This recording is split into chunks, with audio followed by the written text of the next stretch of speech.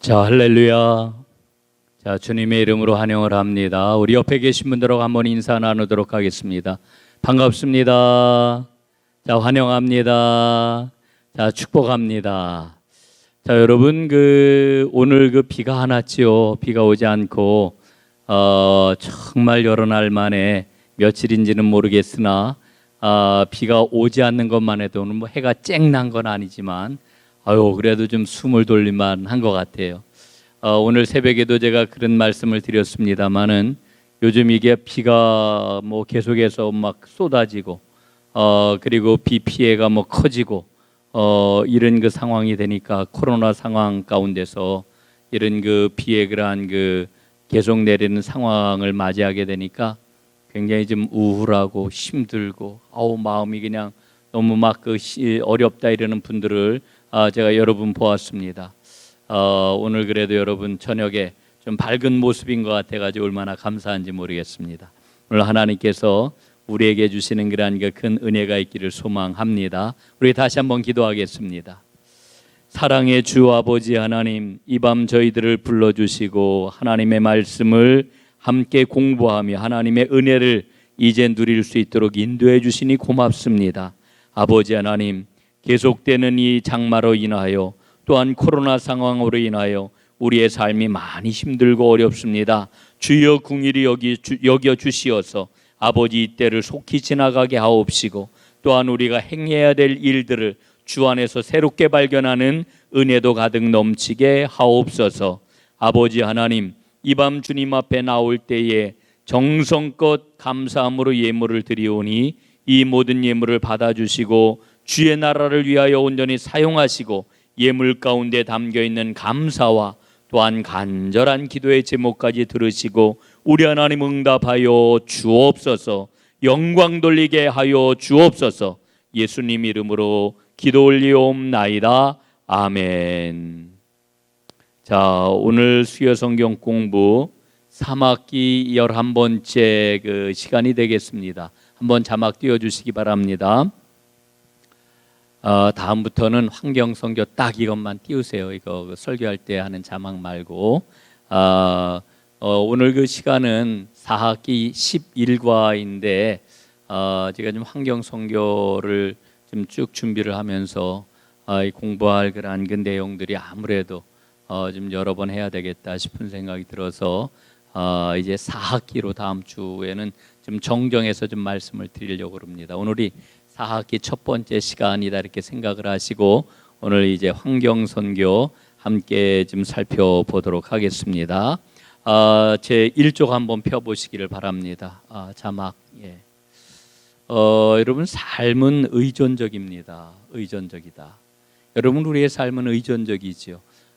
요즘 우리 교회에 새로 태어나는 그러한 새 생명들이 많이 있는데 어린아이들을 한번 생각을 해보세요. 아이들이 태어나면은 여러분 어때요?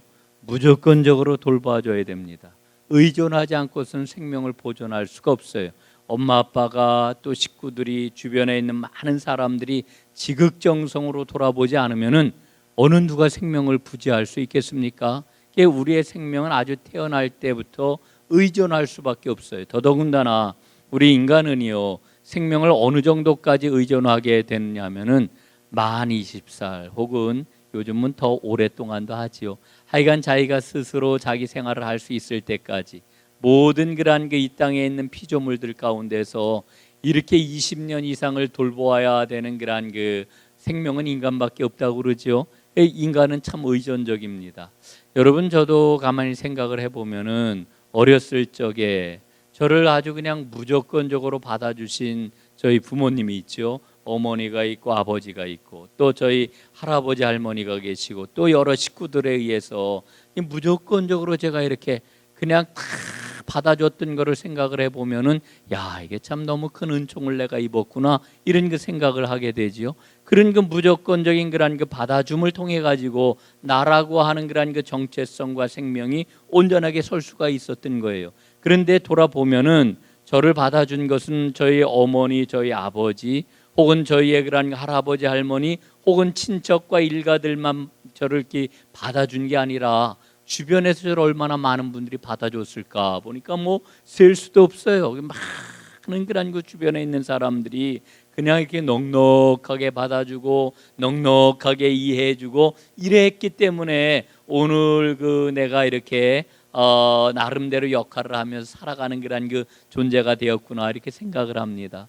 생각을 해보면은 중간에 저렇게 무조건적으로 받아준 것뿐만 아니라 야단을 치거나 혹은 수정을 해주거나 교정을 해준 그런 그 분들도 많이 있어요. 제가 어렸을 때 참 잘못한 게 많이 있었는데 지금도 제가 기억이 나는 게 제 고향에 가면은 저희 아버님하고 이제 연배가 같으신 그러한 그 이제 장로님이 계신데 아버지 친구지요. 그런데 그 저희 동네는 전부 이 시족 사회였기 때문에 학렬로 따지면은 제 그 할아버지 뻘이 되시는 이와 같은 분이 계셨어요.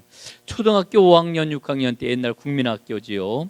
그때는 이게 아이들 말이 굉장히 욕을 많이 했어요. 그래서 제가 방학 때면 늘 이제 시골에 가서 할머니, 할아버지하고 이렇게 이제 뭐 그때는 방학이 보통 짧으면 한 달 반 뭐 이 정도 됐으니까 한 달 반 내내 이제 놀다가 이제 수원으로 오는 겁니다. 근데 그때 그 동네 앞에 그 개울에서 제 그 친구들이랑 막 놀다가 제 입에서 막 그 욕도 하고 뭐 안 좋은 그런 그 쌍소리도 하고 막 이랬던 것 같아요. 그런데 이분이 지나가다가 이제 그 제 이야기를 들으셨어요. 그러더니 저를 막 부르더라고요. 야, 이 녀석아, 네가 누군데 너 이렇게 막 함부로 막 얘기를 하냐? 그런 그 못된 소리를 막 왜 입으로 하냐? 그때 그 제가 그 꾸지람을 그렇게 아주 호되게 듣고서 제 마음에 그분에 대한 그런 그 어려움이 생겼어요. 예, 막 동네에서도 보면 막 나를 혼내신 분 이래가지고 마음에 어려움이 생겼는데 그런데 나중에 생각을 해보니까 그게 아주 얼마나 큰 그런 그 양약이 되었는가 이런 그 생각이 듭니다. 이게 저는 그렇게 많은 사람들에게 그 빚을 지고서 나라고 하는 존재가 이렇게 이제 있게 되었는데 여러분 사람만 의존한 게 아니에요. 사람만 의존한 게 아니고 저는 어렸을 때 그 아주 시골에서 그저 늘 들로 산으로 그저 뭐 느티나무 위에서 그저 들판에 나가서 혹은 개울에 나가서 혹은 저수지에 나가서 매일같이 뛰놀았던 그런 그 생각이 납니다. 얼마나 뛰놀았는지 여름이면은 항상 이 등에 그 등꺼풀이 꼭 2번 벗겨지면은 이제 학교 가는 때가 되는 거예요. 한 번만 벗겨지는 게 아니라 2번 벗겨져야 돼. 그냥 새카맣게 돼가지고 정신없이 그렇게 놀면서 어린 시절을 보냈는데 어린 시절에 그렇게 친구들과 함께 혹은 혼자서 이렇게 그 들판과 자연 속에서 지냈던 그러한 그 모든 그러한 그 경험들이 훗날 보니까 내 안에서 인간은 홀로 살 수 없는 그런 그 존재로구나. 우리는 모든 생명들이 다 연결이 되어 있구나라고 하는 것을 이렇게 깨닫게 되는 그러한 그 결정적인 계기가 되었구나 이런 생각을 갖습니다. 인간은 의존적입니다. 우리 교회에서도 이번 주에서부터 월요일 화요일 이래가지고 이제 몇 주 동안 이 환경 선교사 과정에 우리 교회에서 지금 환경위원회를 중심으로 4분들이 지금 강의에 참석을 하시는데 어제 제가 한번 강의에 참석을 했어요. 그런데 거기에서 그 정미정 박사라고 하는 분이 교육학 환경교육학 박사인데 이분이 강의를 하는데 요즘 그 서울에 살고 있는 그런 그 아이들을 가리켜서 이렇게 이야기를 하는 것을 제가 들었어요. 자연 소외 지역 아이들, 예? 서울에서 살고 있는 도회지에서 살고 있는 그런 그 아이들은 자연 소외 지역에 살고 있는 아이들이다 이렇게 이야기를 하는데 제가 아주 크게 공감을 했어요. 24시간 밖에 안 나가도 그냥 다 살아요. 자연 속에서 살지 않아도 그냥 다 지내요. 지내는데 불편함 없다고 이렇게 생각하면서 살아가지 않습니까? 자연 소외 지역 아이들, 이게 서울 아이들이다 이렇게 이야기를 하고 있는 거지요. 그러나 여러분, 인간의 본래적인 모습은 결코 변할 수가 없어요. 왜? 하나님께서 우리를 의존적인 존재로 만드셨기 때문이지요. 자, 2번째 쪽 펼쳐주시길 바랍니다. 그런데 여러분, 지금 우리가 살고 있는 이 자연 생태계, 지구가 병들고 말았습니다. 우리가 지금 뭐 아주 긴 그러한 그 장마를 지금 보내고 있는데 여러분, 엊그제 그러한 그 뉴스를 보니까 이 비의 이름은 장마가 아니라 기후 위기입니다 라고 하는 그러한 그 이 사진을 제가 딱 봤어요. 그래서 이걸 캡처를 한 건데, 이 비의 이름은 장마가 아니라 기후 위기다. 여러분 왜 그럴까요? 그 까닭이 있습니다. 여러분, 장마 전선은요, 이게 저 태평양 쪽에서 이게 밀고 올라오는 거 아닙니까?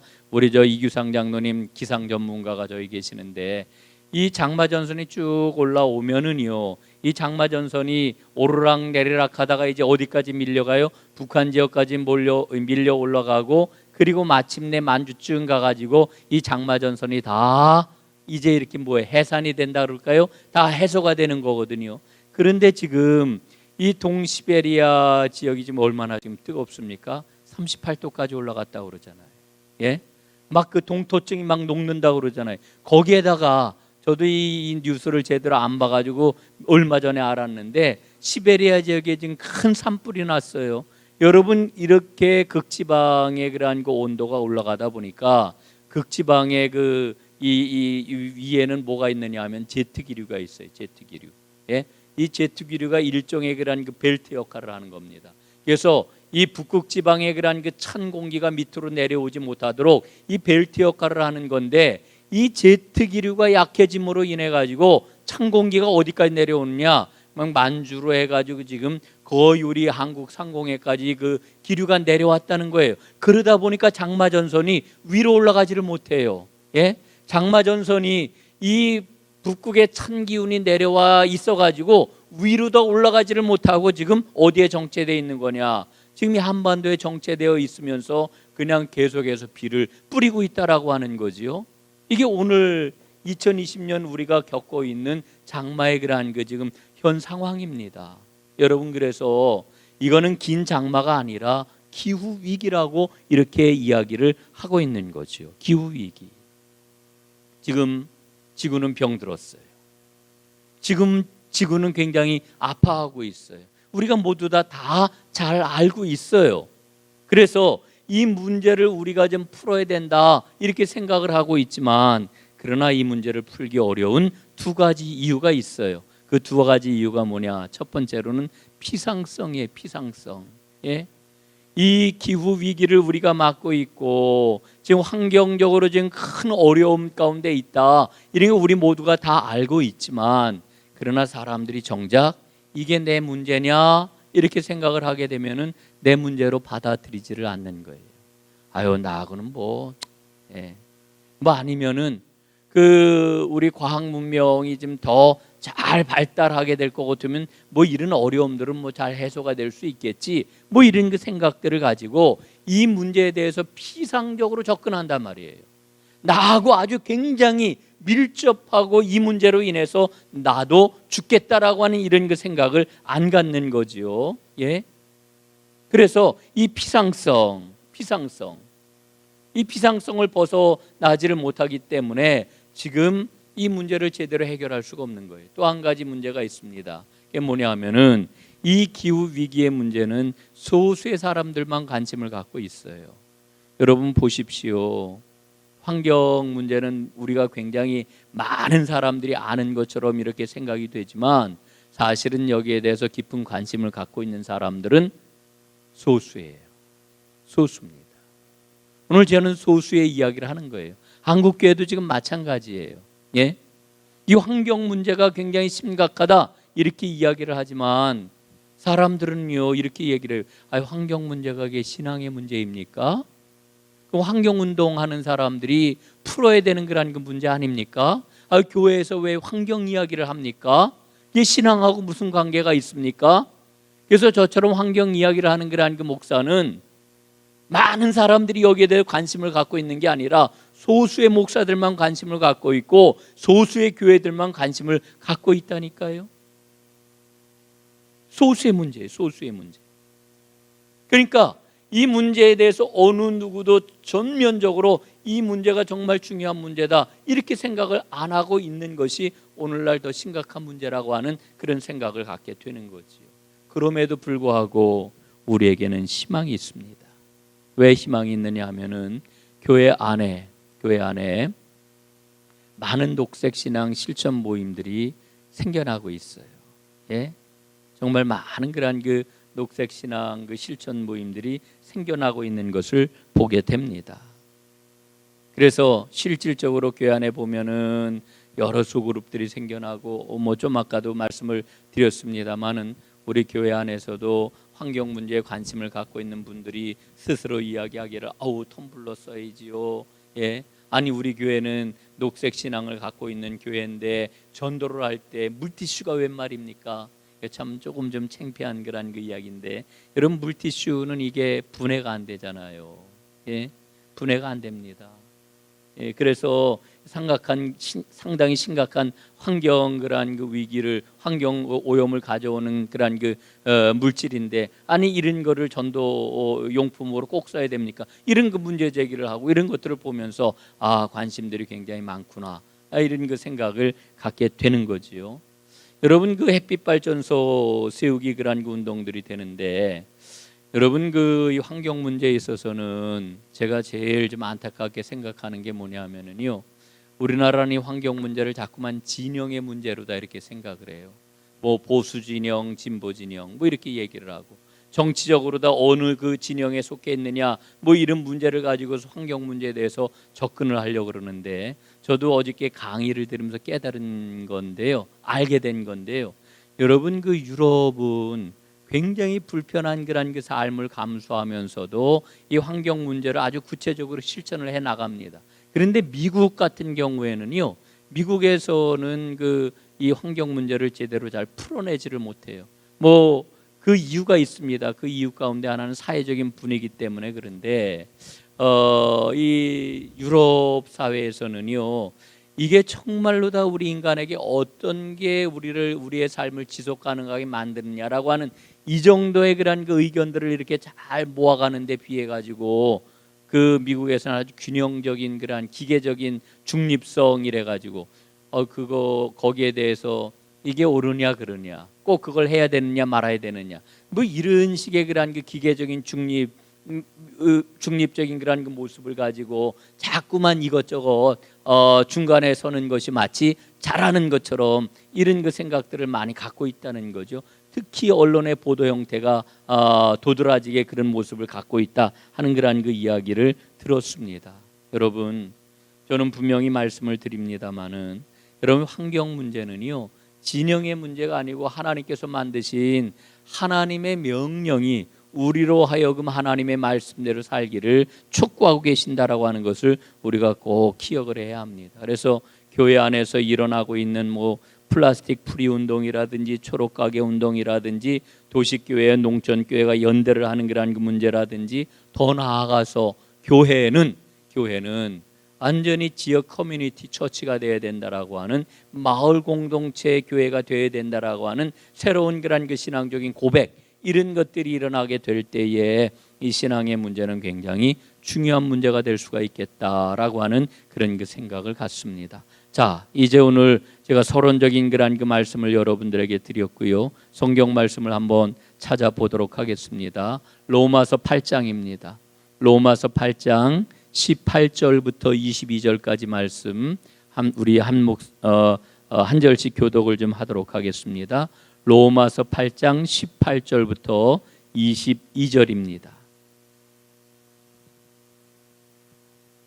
교독을 합니다. 생각하건대 현재의 고난은 장차 우리에게 나타날 영광과 비교할 수 없도다.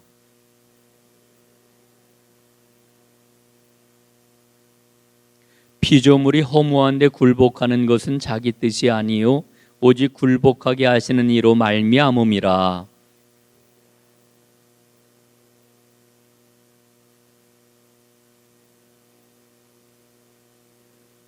(22절) 함께 봅니다. 시작.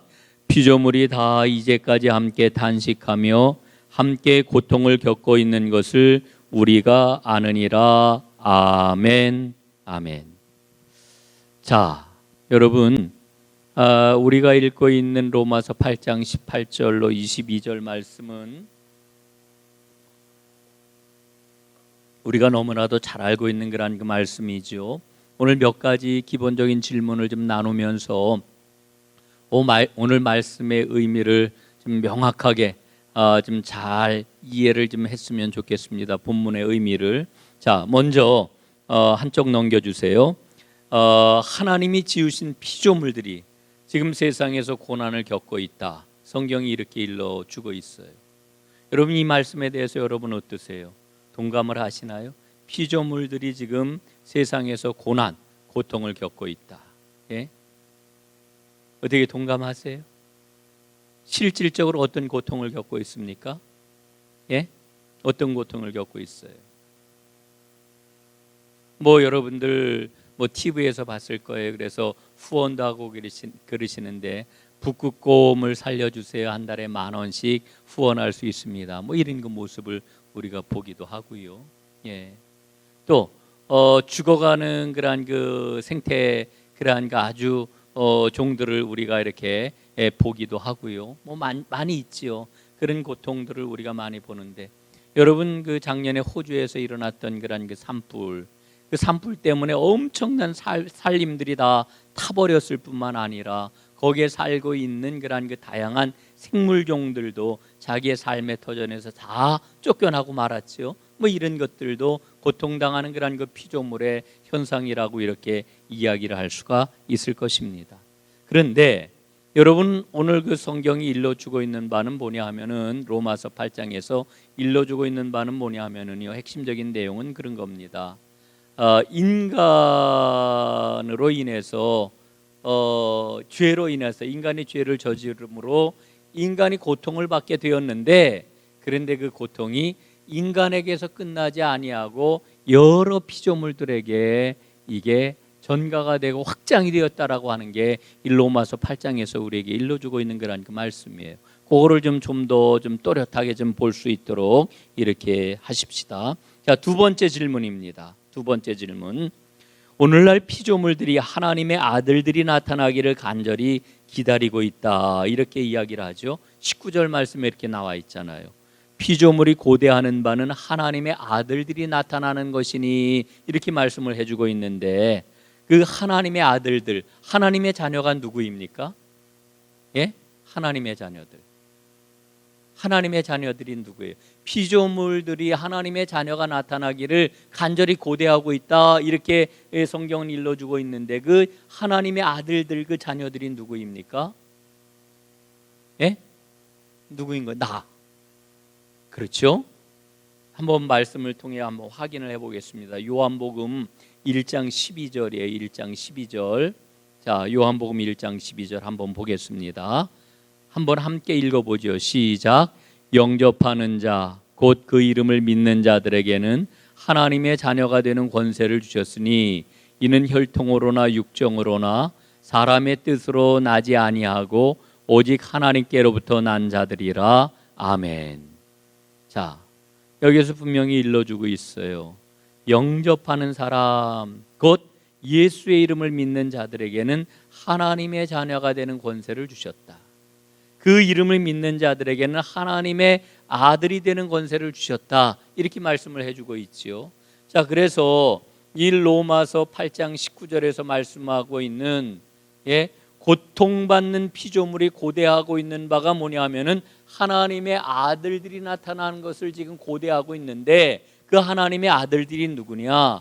진정으로 구원받아 하나님의 자유를 누리는, 그래서 하나님께서 원래 만드신 바대로 온 세상을 회복하게 하는 일에 앞장서는 이와 같은 하나님의 아들들이 나타나기를 고대하고 있다라고 하는 이런 그 말씀인 거지요.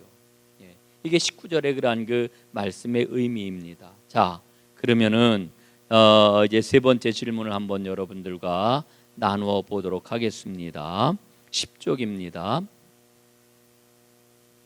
방송실 세 번째 질문.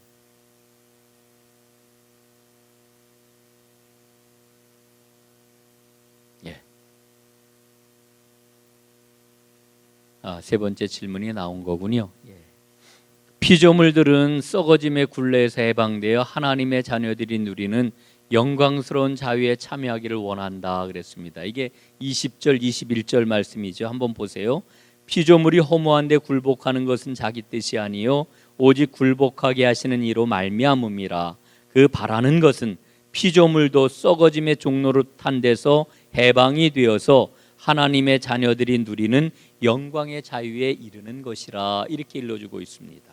자, 그러면은 이 피조물들이 썩어짐의 굴레에서 해방되어 가지고 하나님의 자녀들이 누리는 자유를, 영광스러운 자유를 우리도 누리기를 원한다, 참여하기를 원한다, 이렇게 성경이 일러주고 있는 거지요. 자, 그러면 썩어짐의 종노릇이 뭐냐? 예? 그리고 하나님의 자녀가 누리는 자유가 뭐냐? 이걸 우리가 좀 잘 알아야 되겠지요.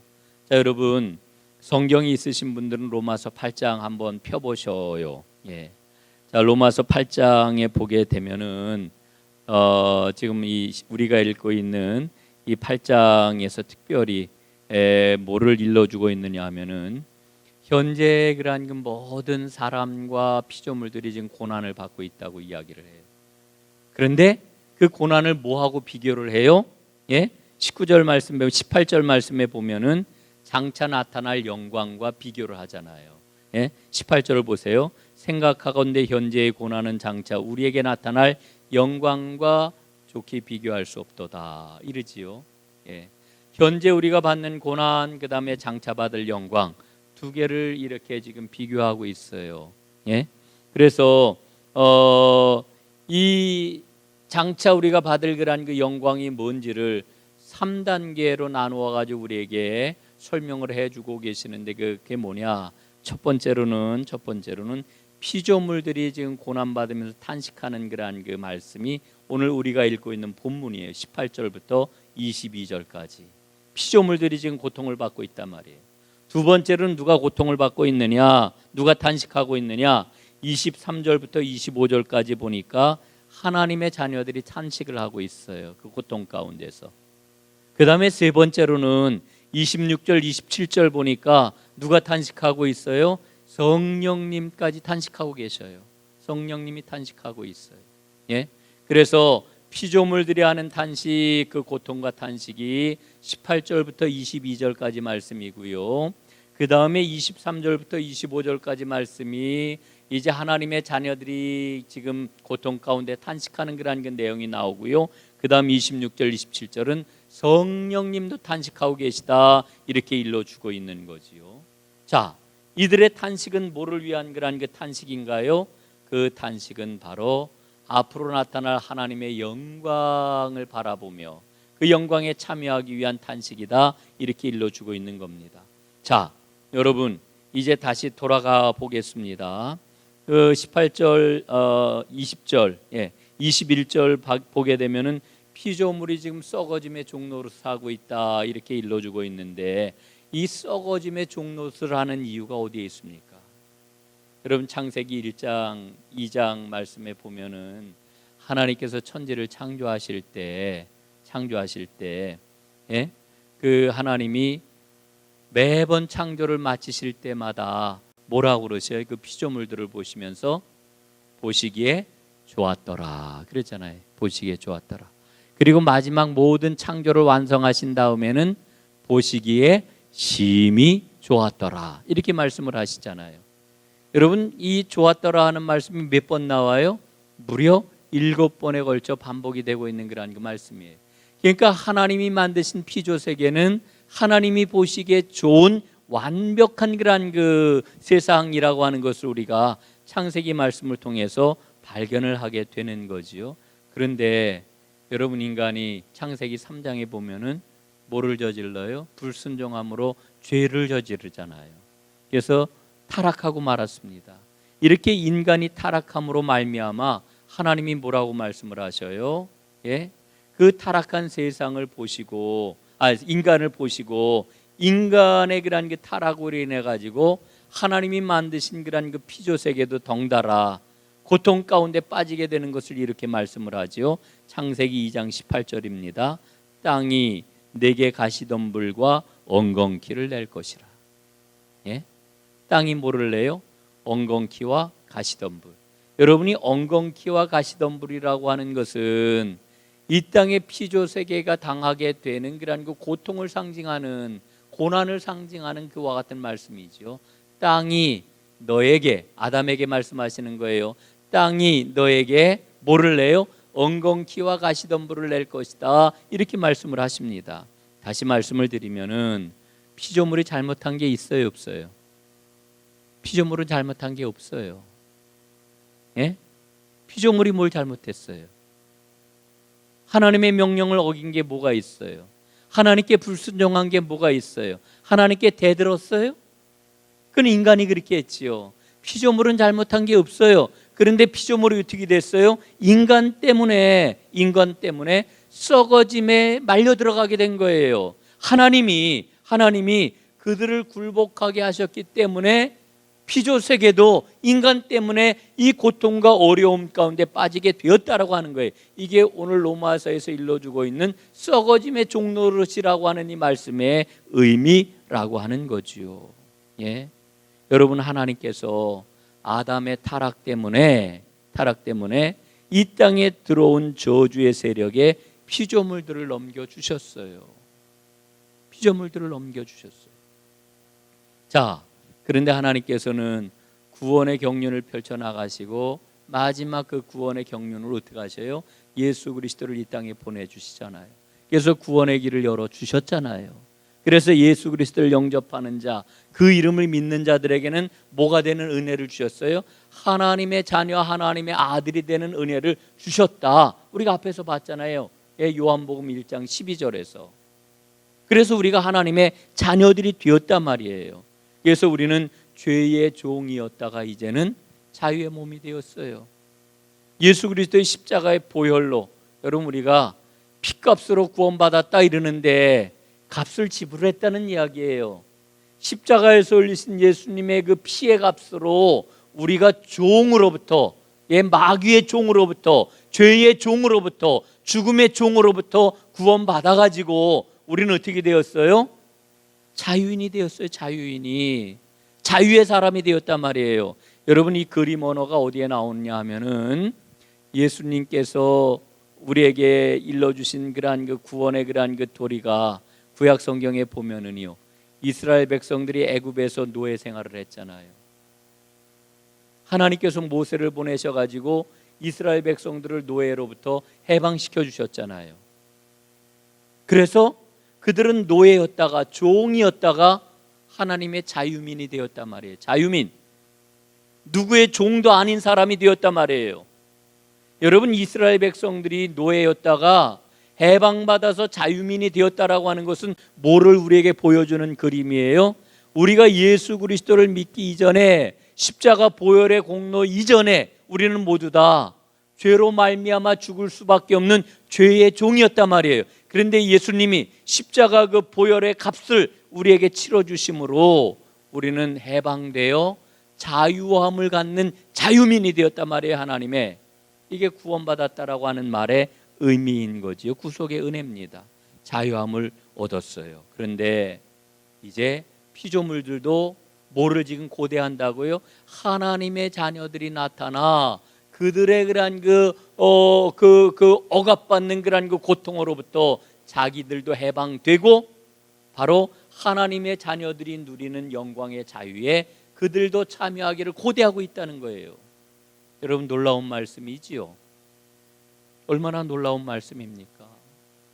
우리는 지금까지 어떻게 생각을 해왔느냐 하면은 구원은 인간에게만 해당되는 거라고 생각을 해왔어요. 사람만 구원받는 거라고 생각을 해왔어요. 그런데 오늘 로마서 말씀을 보니까 여러분, 어떤 그러한 그 구원을 지금 말씀하고 있어요?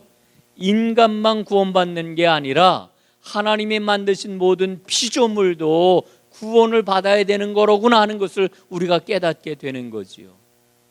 여러분, 오늘 이 말씀을 여러분 돌아가셔서 한번 또 읽어보시고 마음에 새겨보시고 이 말씀을 많이 묵상하시기를 간절히 바랍니다.